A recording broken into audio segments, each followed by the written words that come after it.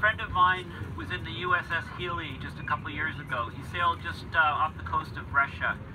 He was in the Laptev Sea and he sailed over to the eastern Siberian Arctic shelf. The water temperature, he's an oceanographer. Peter Wadhams, he's published over 300 scientific papers and journals. He's published multiple books. He's a member of the Arctic Methane Emergency Group, which I'm also one of the founders of. So Peter measured the water temperature. It was 17 degrees Celsius at the surface. It was, the air temperature was 19 degrees. This was August 2014. A few years previous, in fact, all the years before 2005, this region was covered with sea ice. And because it was covered with sea ice, it's over a continental shelf, the water is very shallow. In fact, 75% of the shelf is less than 40 meters deep.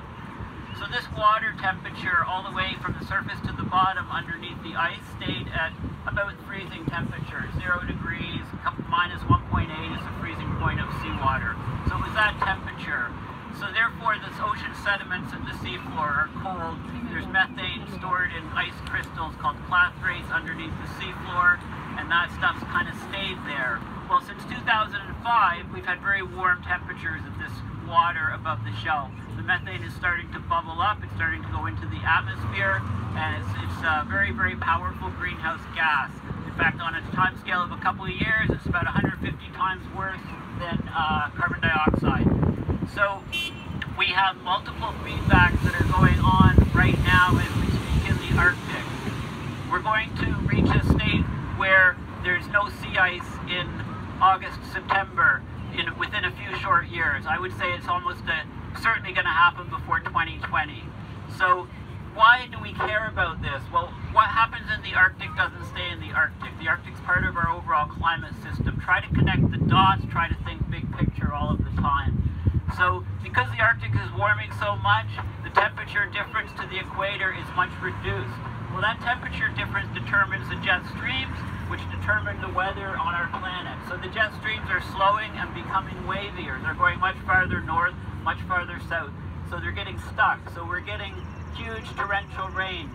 Cities around the world are getting 6 months of rainfall in a night or two. Overwhelming infrastructure causing flooding. We've seen it in Canada, in Calgary and Toronto, just a few years ago. We've seen it in entire countries like Pakistan in 2010, flooding in 3/4 of the country. Meanwhile, in the crest of the jet streams at Moscow, their wheat crop failed. They didn't export. They had to import grain that year, and it triggered the Arab Spring because food prices spiked up. So climate change is real, and it's getting a lot worse. In fact, we need to declare a climate emergency. I think that's what we should all be pushing for. Yeah. We need to talk to politicians. Okay, what do people need to see an emergency? Yeah, I mean, the coral reefs are dying before our eyes. Isn't that an emergency? Yeah. Do you know that about 1/4 of all the fish in the ocean spend some of their time on coral reefs, either using it for spawning, using it for shelter? You know, what are these fish going to do? Are they going to survive a destruction of coral reefs globally? Right? Our ecosystems are dying around the world, and our politicians are idiotic, and the corporations are idiotic. They're going to not have any customers soon, these corporations. You know, we're the customers. We buy stuff from them. Don't they realize that our life is threatened on our planet?